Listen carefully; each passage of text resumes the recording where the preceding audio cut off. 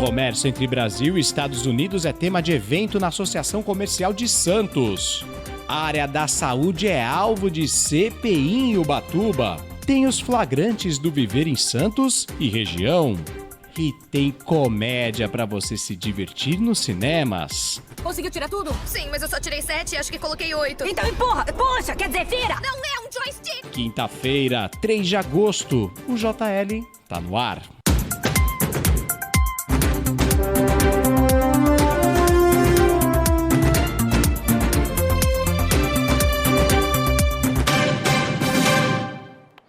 Oi pessoal, muito boa tarde, seja bem-vindo ao Jornal Litoral desta quinta-feira.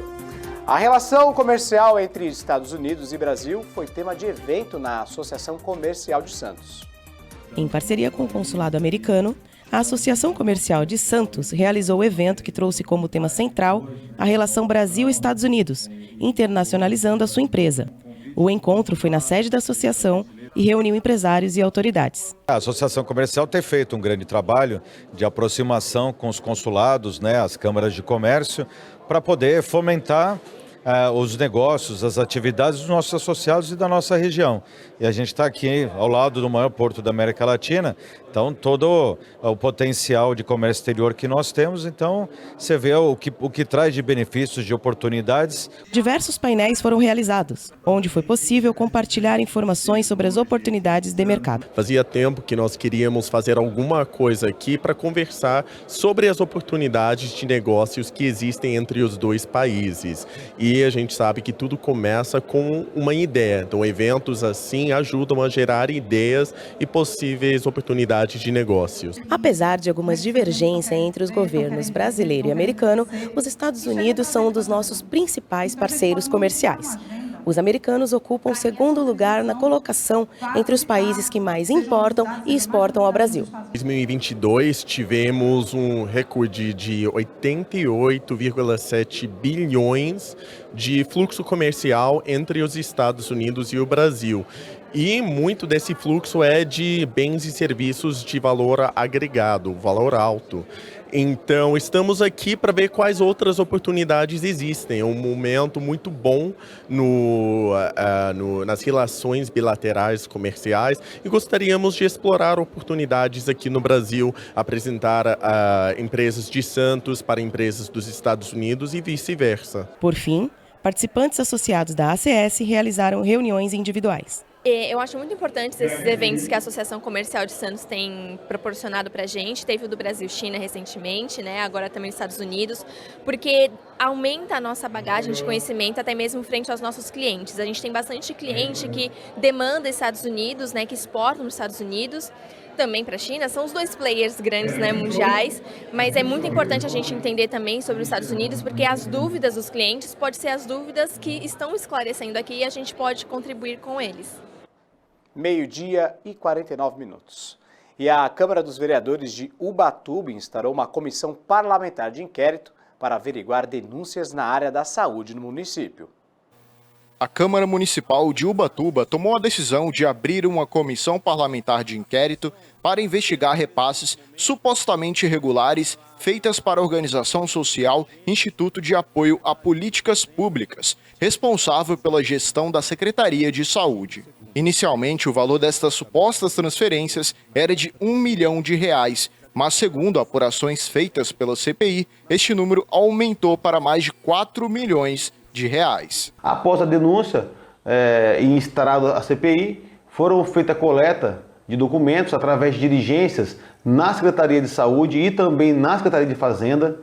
Essas diligências geraram um pré-relatório da comissão, que convocou logo após as oitivas, que são os depoimentos feitas com os servidores da Prefeitura Municipal, tanto da época como atual também. Foram ouvidos 6 testemunhas, sendo a ex-secretária da pasta e a atual, além de um médico, o chefe de seção de demandas judiciais e um servidor de auditor fiscal de carreira. O pedido de abertura da CPI foi feita com base em denúncias que afirmaram que foram identificadas pelo terceiro setor da Secretaria da Fazenda Municipal várias irregularidades em repasses para a organização social. O controle interno confeccionou um relatório que aponta, sim, pagamentos irregulares, Não sabemos ainda o montante desses pagamentos, mas após mais documentações serão entregues para a gente, num tempo de 15 a 20 dias, faremos aí o relatório final, que vai comprovar ou não se houve pagamentos devidos, se houve ou não algum crime de responsabilidade fiscal da Prefeitura de Ubatuba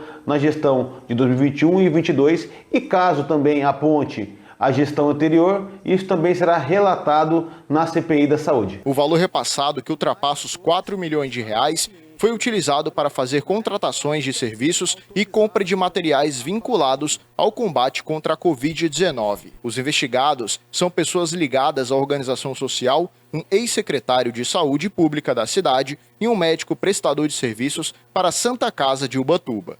As investigações começaram em janeiro do ano passado. Muito bem, a Prefeitura informou a nossa redação que acompanha de perto o trabalho da comissão e está colaborando com as investigações, liberando funcionários para depoimentos e disponibilizando informações solicitadas aí na CPI. 12h52, bora conferir os destaques do Viver em Santos e região? Então abrimos com a notícia de que o vocalista da banda Aliados foi preso por tráfico de drogas nesta quarta-feira. O Gustavo Fields é apontado como responsável por 2 endereços em Praia Grande. Em ambos os locais, utilizados para plantações de maconha. Então a imagem do Viver em Santos e região. Nesses locais haviam mais de 50 pés da substância. O suspeito alegou que a plantação era para uso próprio, com prescrição médica. Ambos os imóveis eram alugados e o caseiro que trabalhava para o vocalista também foi preso. Então, o flagrante do Viver em Santos e região, o vocalista da banda Aliados, então foi preso aí por porte de maconha em 2 apartamentos. 12h52, e um acidente entre um caminhão e uma moto deixou uma vítima fatal na Avenida Nossa Senhora de Fátima na manhã desta quinta-feira. Está aí esse destaque para você do Viver em Santos. Esse acidente foi próximo ao cemitério da Areia Branca, lá na Zona Noroeste, e aí, infelizmente, o motociclista não resistiu e faleceu no local deste acidente. E por volta das 4 da manhã desta quinta-feira, o incêndio chamou a atenção de muita gente, os moradores lá da Vila Natal. O incêndio foi num centro de reciclagem na rua 25 de dezembro, lá em Cubatão. Tá aí imagens então para você deste incêndio. O Corpo de Bombeiros foi acionado e controlou as chamas em mais ou menos meia hora, né, após o início, né? Não houve feridos nesta ocorrência. Até então, imagens do bairro da Vila Natal, na cidade de Cubatão, esse incêndio que foi na madrugada de hoje, assustou muita gente. Graças a Deus, ninguém ficou ferido. Outras flagrantes, outras notícias das nossas cidades aqui, da nossa Baixada Santista, de todo o litoral, acesse o Viver em Santos e região. No Facebook, acesse facebook.com/Viver em Santos e região. E também estamos no Instagram, @Viver em Santos e região. 12h54, vamos conferir o trânsito neste momento, nesta quinta-feira, dia 3 de agosto. Estão me acompanhando no telão. Abrimos com o sistema Anchieta Imigrantes nesta quinta-feira. A operação em vigor é a 5x5. Isso significa que Anchieta Imigrantes, pistas norte e sul estão liberadas para o tráfego de veículos. Vamos dar uma olhada na Balsa. Balsa nesta quinta-feira temos, a Balsa então está aí para você. Olha que tranquilidade nesta quinta-feira, 15 minutinhos de espera em Santos, 15 minutinhos de espera do lado do Guarujá, 7 balsas operando a travessia entre os 2 municípios. Do Guarujá, vamos para o Guarujá. Do Guarujá para Bertioga, a travessia entre os 2 municípios, hoje 20 minutinhos de espera em ambos os municípios. Temos 2 balsas operando essa travessia. Indo para o litoral norte de São Paulo, travessia entre Ilhabela e São Sebastião. Aí tem mais complicação. Quem está em São Sebastião quer ir para Ilhabela, 90 minutos, 1h30 para quem está no continente, quer ir para a lindíssima Ilhabela. E quem está em Ilhabela, são 30 minutinhos de espera para chegar ao continente. Lá temos 5 balsas operando a travessia lá no litoral norte de São Paulo, travessia entre Ilhabela e São Sebastião, que é uma travessia lindíssima. É um pouquinho mais longo o trajeto, né? Mas dá para apreciar natureza, coisa fenomenal. Informações da travessia de balsa aqui no nosso litoral estão no site do Departamento Hidroviário do Estado de São Paulo, que é o www.dh.sp.gov.br. E as informações do Sistema Anchieta Imigrantes estão no site e também nas redes sociais da Ecovias. Vou aproveitar que estou aqui no telão Vamos atualizar como está a situação aqui no centro de Santos, neste exato momento, trânsito aqui no centro de Santos. Uma série de obras aqui pela região, inclusive temos aqui imagens no telão do elevado Aristides Bastos, que está interditado para obras. Então, como não há essa opção do motorista que sai do túnel Rubens Ferreira Martins, então quem está querendo ir para a Zona Noroeste, quem está querendo acessar, ir a Cubatão pela Via Chieta, ou mesmo ir a São Paulo, acaba tendo que seguir direto pela Praça dos Andradas para depois acessar a Visconde de São Leopoldo e, geralmente, finalzinho ali de tarde, não, comecinho não, finalzinho de tarde, comecinho da noite, isso aqui vira um caos, pessoal. Neste exato momento até tranquilo, né? Horário do almoço, 12h e 56 minutos agora. Segundo o Maps, não existe congestionamento neste exato momento. Temos obra também do VLT do lado aqui na rua Amador Bueno. O trecho da Amador Bueno está também com interdições, então o pessoal tem que seguir pela Avenida São Francisco. Mas a região central de Santos, hoje, relativamente bem tranquilo neste horário de almoço, quinta-feira, tranquila para o motorista aqui na região central, tá certo? 12h57. E tem informação importante para o motorista que circula por São Vicente. O Valentim Cardoso tá lá, ele tá me ouvindo? Tá sim. Ô Valentim, boa tarde. Interditada desde a última segunda-feira, Tiago, a Ponte Pêncio deve ser reaberta para motoristas na data de amanhã, sexta-feira, por volta das 18 horas da tarde. Boa tarde para você, boa tarde a todos que acompanham o Jornal Litoral. Durante todo esse período, a ponte recebeu obras de manutenção, tanto no seu piso de madeira, Tiago, que foi totalmente trocado, como nos gradis por onde passam ciclistas e pedestres. Aliás, apenas ciclistas e pedestres, apenas esse público tem feito a travessia de ambos os lados da ponte. Os motoristas que precisam acessar a cidade de Praia Grande, ou até mesmo quem está do lado de lá e precisa vir para São Vicente, durante toda essa semana, pelo menos nesses dias úteis, né, de segunda até hoje e também até às 18 horas de amanhã, tem feito o trajeto pela ponte do Mar Pequeno. Nossa equipe de reportagem, para ter acesso aqui, passou pela Avenida Capitão Mora Aguiar e viu que o trânsito para acessar a ponte do Mar Pequeno está fluindo normalmente, Tiago. Então, para quem não quer atravessar das cidades de São Vicente para Praia Grande ou fazer o caminho contrário, está com medo de pegar bastante trânsito, no momento o trânsito é tranquilo. É com você, Tiago. Então, é Luiz Fernando Valentim Cardoso conversando conosco diretamente de São Vicente, ali na região da Ponte Pêncio. A Ponte Pêncio que passa por obras, está sendo restaurada, então o motorista tem que ter um pouquinho de paciência, em breve a ponte será entregue aí para o pessoal. 12h58, está a hora do nosso novo quadro, pessoal. Pois é, o quadro Tecnologia e Inovação, tem até vinheta, roda aí. Pois é, a partir de agora, toda quinta-feira, eu vou contar sempre com um convidado super especial, inclusive Luiz Simões é um desses convidados, sempre estará conosco, né? Não vai ser toda semana, literalmente, mas o Luiz está aqui conosco hoje para falar sobre esse novo quadro aqui para o Jornal Litoral. Seja muito bem-vindo, Luiz, uma boa tarde. Legal, obrigado pelo convite do Jornal Litoral para participar na abertura, né, do quadro Tecnologia e Inovação. Acho que é um tema que está cada vez mais em alta aqui na região, então é um prazer estar aqui, obrigado pelo convite. O que as pessoas em casa podem esperar desse quadro? Cara, como eu já estava dizendo, né, acho que tecnologia e inovação está cada vez mais em alta na região. A gente viu aí no começo do jornal, na associação comercial, a embaixada americana vindo aqui e também foi muito falado sobre tecnologia e inovação. A região com o parque tecnológico que está a todo vapor também é um grande crescimento para a região na área de um impulsionador aí para todos. E acho que diversas startups da região estão em alta também, fazendo sucesso, indo para São Paulo. O Cubo Itaú, que é um dos grandes aceleradores aí da América Latina, um hub de inovação, tem muitas startups santistas, começou com uma, duas, acho que a gente já tem 4 startups santistas dentro do Cubo Itaú, isso é muito bacana para a nossa região. E aí quando eu falo santista, de toda a região, Sim, Santos, Praia Grande, então de toda a nossa região.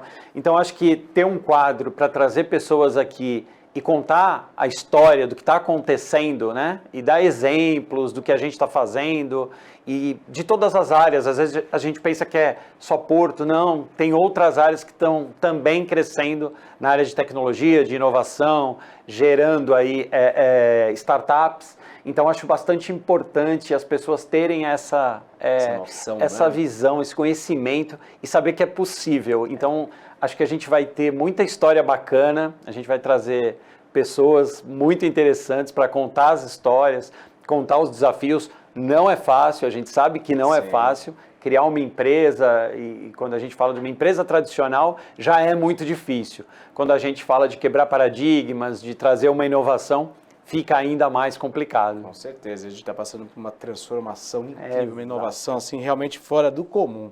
Agora é importante que as pessoas, para entrar dentro desse ciclo, né, de transformação tecnológica, elas têm que se aperfeiçoar, né? Exato, eu acho que eu sempre quando me perguntam, né, qual o grande desafio, eu acho que estudar, se preparar, buscar informação é sempre muito importante da área que você está planejando inovar ou gerar uma nova empresa, uma nova startup, um novo processo. Quer dizer, estudar é muito importante. Então, eu acho que a gente também vai trazer isso nesse quadro, além de todos os exemplos que a gente já tem na Baixada Santista, e vai vir muita coisa bacana. Perfeito. Então, Luiz Simões, faça então um convite para o pessoal acompanhar o Jornal Litoral e ver o nosso novo quadro aí, Tecnologia e Inovação. Faça um convite aí na câmera aí fechada para ti. Estão todos convidados, toda quinta, Tecnologia e Inovação, aqui no Jornal Litoral, nesse mesmo horário. Isso. Tenho certeza que todos vão gostar bastante e vão se surpreender com o que está acontecendo na Baixada Santista. Perfeito, Luiz. Agradeço sua companhia, sua presença aqui no Jornal Litoral. Toda quinta-feira, então, nosso quadro aí, Tecnologia e Inovação. Pois é, a participação do Luiz Simões estará disponível daqui a pouquinho no nosso canal no YouTube. Acesse youtube.com/Jornal Litoral e marca aí na tua agenda. Toda quinta-feira, quadro novo aí, hein?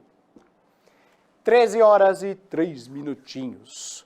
João Basso é o novo reforço do Peixe para o restante da temporada. O Murilo Tauro está na Vila Belmiro com o Felipe Noronha e os dois trazem informações ao vivo pra gente. Boa tarde, meninos! Fala, Tiagão. Boa tarde para você, para todos que acompanham o Jornal Litoral. Já estamos aqui na sala de imprensa da Vila Belmiro para a apresentação do novo zagueiro do Santos, João Basso. Vem do Arouca de Portugal, reforçar essa posição carente nesse momento, né, Noronha? Carente, bastante carente, tanto que o Santos tentou, contratar, na verdade, 2 zagueiros, o segundo Vargas não passou nos exames médicos, ficou só o João Basso, pelo menos, nessa janela, mas é uma posição que o Santos precisava muito contratar. Lembrando que a janela de contratações fechou ontem para quem tinha contrato. Quem está livre no mercado ainda pode chegar até 15 de setembro. Até 15 de setembro. Até 15 de setembro o Santos segue aí na busca por novos jogadores, Thiago. Perfeito, meninos. Muito obrigado pelas suas informações. Amanhã, Resenha Santista com todos esses detalhes a partir de 10 horas da manhã, correto? Com certeza, amanhã é 10 da manhã. É isso aí. Obrigado, Murilo. Obrigado, Felipe. Aí os meninos do Resenha Santista conversando conosco a respeito da chegada do novo zagueiro para o Santos Futebol Clube, o nosso glorioso Alvinegro da Vila Belmiro, que está passando uma situação meio complicada, mas vai se livrar logo disso e vamos permanecer na primeira divisão para inveja de muito clube por aí, viu? 13h05. Veja a seguir as informações do portal Costa Norte e uma entrevista com o oftalmologista Fabrício Perino. Voltamos já já.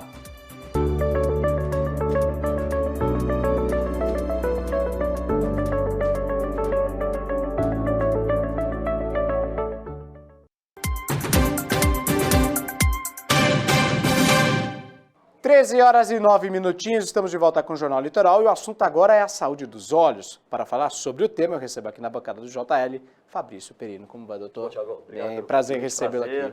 Obrigado, viu? Imagina. Fabrício, vamos falar então da saúde dos olhos. Como é que o profissional que cuida dessa área, o oftalmo, está lidando com essa nova era da tecnologia? O pessoal na tela, direto, celular, seja a tela do computador. E isso provoca problemas, né? O uso constante de tela é sempre uma dor de cabeça para os olhos. Sim, Boa tarde. Sim. Boa tarde a todos. Obrigado pelo convite. Não tem como escapar, né? A tendência hoje, né? Hoje as crianças, inclusive nas escolas, hoje a gente tem aquela evolução da questão do giz, da lousa, para a era digital, né? Então, desde novo hoje, já não é mais digamos, um problema, né, dos adultos em si, mas sim as crianças também. E aí a gente começa a pegar esses problemas desde pequeno, né? O lacrimejamento, o olho ardendo, as pessoas queixam muito de vista cansada, enfim, aquele desconforto visual, principalmente para quem tem já um certo grau de dificuldade com luz, né, que a gente chama de fotofobia. Então, nessas pessoas, os sintomas ficam até um pouco mais exacerbados, né? Mas, assim, as queixas do consultório hoje em dia, eu digo que é por volta de 70%, 80% realmente de telas, né? Voltadas por causa... Mas a tela faz isso por quê? Por causa da luminosidade? Luminosidade, contraste, às vezes a pessoa não sabe como regular o contraste, enfim. Cada ser humano também tem um ponto ali de conforto, uma zona de conforto, e se ele escapar daquela zona, seja por uma iluminação excessiva, por um excesso de contraste, ou pela tela estar um pouco mais próxima ou mais longe, queixa de grau de óculos, então tudo isso acaba interferindo. E aí a pessoa procura a gente com essas queixas, né? Existe uma distância padrão da tela para os olhos? Não, isso é muito pessoal, varia de pessoa para pessoa. Dependendo do paciente ser um paciente míope, um paciente hipermétrope, enfim, dependendo da idade do paciente, essa tela pode ser ajustada de acordo com a necessidade dele. Mesma coisa na luminosidade, tipo de contraste? Mesma coisa. O ideal é que você não carregue muito no contraste, principalmente naquela luz muito branca, né? Em ambientes escuros em volta, né? Porque senão a sua concentração fica realmente focada naquela tela branca, né? E outro problema também, que muita gente não deve imaginar, é que quando a gente está concentrado numa tela, a gente pisca menos. A gente tem uma regularidade de piscar que é normal de todo ser humano, em conforto, enfim, quando você está relaxado. Quando você está de frente para uma tela, a sua frequência de piscar diminui bastante. Porque você fica concentrado. Concentra ali, você esquece, automaticamente você acaba esquecendo. E aí a tendência dos sintomas de olho seco e qualquer tipo de incômodo aparecer é maior, né? Tu falou dos sintomas no começo aí da entrevista, citou novamente, olho seco é um das características, a gente acabou de passar pelo júri turquesa, né? Que foi o Júlio Turquesa que chama, né? Que é um mês de conscientização. Eu digo até que é uma honra, né, para os oftalmologistas terem um mês ao longo dos 12 para chamar atenção para isso, né? Além do glaucoma, da diabetes, a gente tem um julho que é o Júlio Turquesa, que é um mês muito frio, muito seco. Então a tendência dos sintomas de olho seco e dessas queixas aumentarem é muito grande, né? Bom, além das telas, também tem a condição climática. Estamos Sim. no inverno, clima um pouco mais seco. Exatamente. Quais são os cuidados que as pessoas têm que ter com os olhos nessa época? Regular, né? Assim, visitar o oftalmologista, isso é uma coisa que a gente bate sempre nessa tecla, né? Muitas doenças são silenciosas, ou começam de repente, ou são doenças longas. Mas basicamente, nesses meses mais frios, né? Que são os meses de outono e inverno, e essa faixa que a gente está agora, é manter sempre o olho lubrificado, aumentar muito a ingesta de líquido. Mesmo quem não tem sede, tomar líquido, eu faço isso, eu não gosto muito de água. Tomar água, literalmente. Tomar muita água, porque você mantém o olho lubrificado. O olho, basicamente, uma porcentagem grande dele é composta por água, né?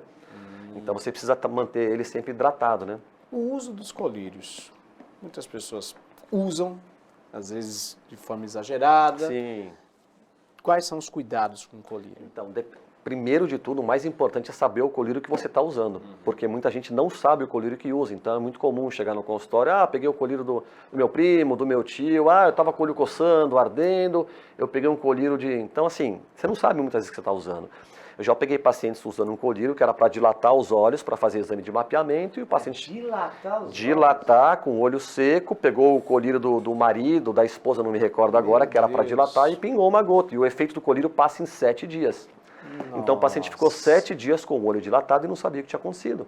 Olho dilatado fala, então... A pupila, a menina dos olhos, quando ela cresce demais em ambientes escuros, se a gente reparar isso no espelho, as pessoas até podem fazer esse teste. Se você chegar no espelho com o banheiro escuro, se você conseguir olhar, a sua menina está grande. Quando você acende a luz, ela fecha. Então essa pessoa ficou com a ela dilatada 7 dias. Dificuldade de qualquer coisa. Tremenda, muita fotofobia, não conseguia focar nada de perto, porque quando ela está dilatada, você não foca de perto. Nossa. E eu falei para ela, tem que esperar, não tem jeito. Você sabe o nome do colírio? Ela falou, não lembro, foi aquele que o meu marido usa. E ela me falou por que ele usava, eu falei, pronto. Nossa, aí tem importância de procurar sempre um oftalmo profissional. Exatamente, sempre assim, regularmente. Vamos falar de lentes de contatos. pessoal também tem essa nova moda, usar lente de contato colorida. Sim. Quais são os perigos? Sim, não é tão nova, na verdade, né? Que agora está muito em evidência, né? Sim, é verdade. Mas antigamente ela era usada mais para fins estéticos, fantasias, enfim. Mas assim, quem não tem hábito de usar lentes de contato pode se tornar muito perigoso. Porque, não sei se você sabe, ou se as pessoas hoje sabem, é um dos órgãos mais contaminados do corpo humano, é a unha. A unha? A unha. É terrível, assim. Se você começar a entender as análises do leito ungueal, das unhas, assim, é um ambiente potencialmente contaminado. E é o primeiro órgão que, na verdade, às vezes o paciente, quando vai colocar a lente, tem contato com o olho. Então, às vezes, ele pode pegar a ponta da unha, quando ele vai colocar a lente de contato, se ele não tem tanto essa intimidade com a lente, e acabar fazendo uma lesão. Uma lesão no olho com uma unha contaminada, pronto. É uma porta de entrada para... Então, assim, lente para várias infecções, né? Várias agressões. Então, lente de contato é um dos medos da grande maioria dos oftalmologistas, porque a infecção por lente de contato é uma das piores possíveis para se tratar. Ainda falando de lente de contato, mas também misturando com óculos. Tem gente que acaba se aborrecendo com óculos, enfim, prefere a lente de contato. O que é melhor? O que deve ser melhor? Olha, é igual?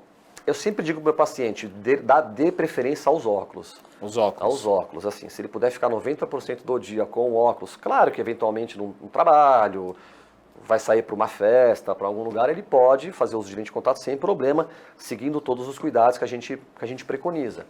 Mas eu digo sempre, o quanto você puder usar óculos é melhor do que lente de contato. Apesar de alguns pacientes usarem lente há 15, 20 anos, sem problemas, mas... Eu vou ser muito sincero para ti. Eu também tenho agora não sei especificar qual o nome do problema na minha visão, mas eu usava óculos, só que eu ando muito de moto. E aí já viu. Atrapalha. Não, pior é que eu perdi os óculos. Perdi. Às vezes saia com a moto, o óculos na garupa e ia embora, eu perdi o óculos. Se incomoda demais, aí os pacientes têm a opção ainda da cirurgia refrativa, né? É uma cirurgia para corrigir o grau do óculos, e aí ele acaba evitando de usar óculos e lente de contato. Então, para alguns pacientes, essa alternativa é bem viável, né? Doutor, agora para a pessoa, o apresentador aqui, que deixou o óculos de lado, não está mais procurando oftalmo, quais são os perigos? Existe uma evolução do problema? Não, isso é um mito, na verdade, que todo mundo imagina que o óculos ele ajuda a frear ou acelerar, enfim, evitar que o problema acelere. Não, o óculos é para conforto. Então, independente de você usar ou não o óculos, se o teu grau tiver que crescer, ou estacionar, enfim, ele vai se comportar dessa maneira, independente do uso ou não de óculos. Mas, das outras doenças é fundamental, porque existem doenças silenciosas que são muito perigosas. Uma delas é o glaucoma. Então, o glaucoma, se você ficar com ele, se você tem glaucoma e não sabe, não visita seu oftalmologista, é uma doença que, se porventura ela começar a manifestar sinais de perda visual periférica, o nervo óptico, que é um nervo que fica no fundo do olho, que é responsável basicamente pela nossa visão, se chegar nessa fase, ele já está 75% comprometido. E não tem volta. Então, eu já peguei pacientes novos, com 35, 40 anos de idade, com glaucoma. E que não sabiam que tinham doença. E começou a perceber porque perdeu o campo periférico. E por aí vai, glaucoma, retinopatia diabética, que os diabéticos têm, entendeu? Muitas doenças sistêmicas são diagnosticadas pelo olho.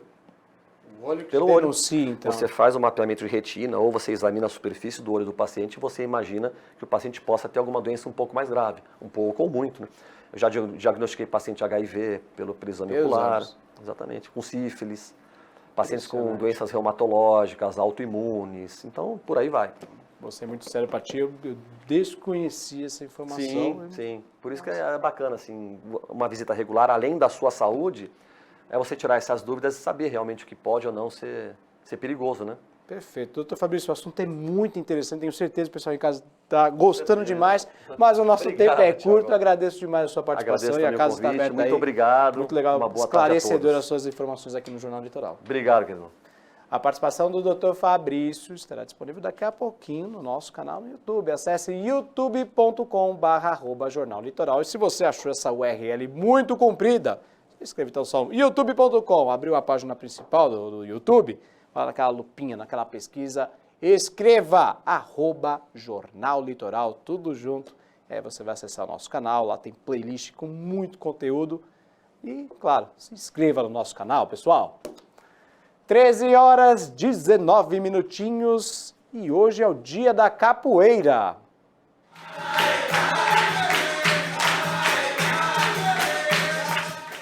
A capoeira é considerada um patrimônio cultural imaterial não só do Brasil, mas do mundo. E isso quem diz é a própria Unesco, que deu em 2014 esse título a esta modalidade esportiva.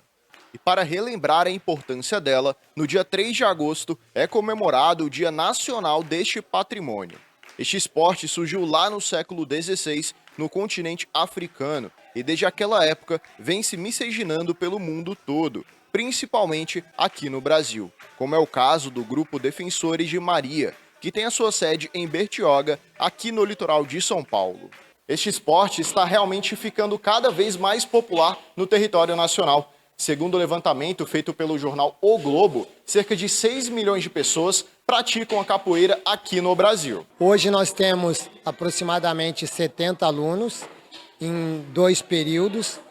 O primeiro período só criança, parte da capoeira infantil, e o segundo período só para adulto, começa das 8 até as 9h30.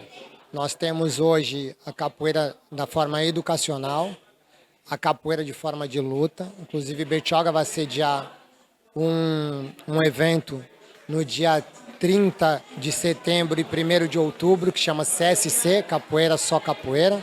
E nós temos também a capoeira de forma educacional, que é feita para as escolas, e já temos alguns projetos em escolas de Santos e em escola no Guarujá. O que muita gente não sabe a respeito da capoeira é que existe uma questão de educação. A capoeira, antes de mais nada, ela educa, ela também corrige e disciplina. Então a capoeira tem esse leque, e os mestres têm essa bagagem de poder se relacionar, né, com pessoas diferentes. Então esse é um grande benefício que muitas pessoas não conhecem, mas que a capoeira tem, né? Então nós nos tornamos assim, tipo uma autoridade. Às vezes a autoridade que pai e mãe não exercem em casa, a gente passa a exercer na capoeira, né? Então eu acho que isso é uma parte muito importante da capoeira. A jovem Nebulosa pratica esta modalidade há 1 ano e para ela já se tornou uma de suas maiores paixões. Eu não tinha uma rotina, eu não fazia nada, e agora eu venho pra capoeira, sabe? Uma hora que eu podia estar fazendo nada na minha casa, perdendo tempo, eu tô aqui aproveitando, sabe? Fazendo exercício, me divertindo, porque eu amo esse pessoal aqui, né? Uma boa hora, assim, pra, sabe, usar o tempo. É um clima gostoso, né? Todo mundo se respeita, não tem aquele negócio de ficar com vergonha, assim. Todo mundo respeita todo mundo, cada um no seu tempo, no seu ritmo. Quem começou agora, tudo bem. Quem já é mais avançado ajuda os mais novos. Eu convidaria super.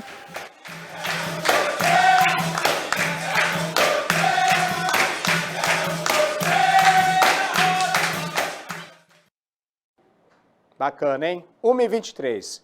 Futebol. Jogando em Belo Horizonte, o Palmeiras venceu o Galo no primeiro confronto entre as equipes pelas oitavas de final da Taça Libertadores da América. Taça Libertadores da América. Em Belo Horizonte, Atlético Mineiro e Palmeiras. No fim do primeiro tempo, Rafael Veiga acertou esse chutaço e abriu o placar e fechou o marcador. Final, Palmeiras 1, Atlético Mineiro 0. O jogo de volta será semana que vem em São Paulo. Vitória do Verdão. 1h23, veja a seguir o quadro Pet, com o veterinário Danilo Sato e o Marcelo Pavão com o spoiler do filme Loucas em Apuros. Estreia hoje no cinema. Voltamos já.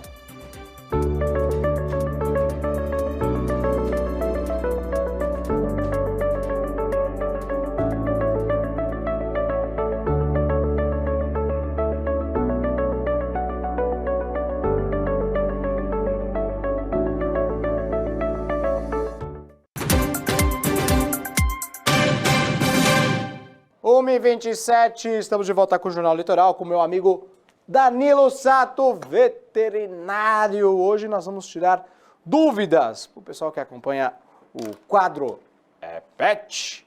Tudo bem, Danilo? Boa tarde. Tudo certo, boa tarde, Thiago. Boa tarde, seja muito bem-vindo ao Jornal Litoral. Vamos já começando para valer. A galera aqui mandando perguntas para a gente através do nosso Instagram, o @TV Cultura Litoral.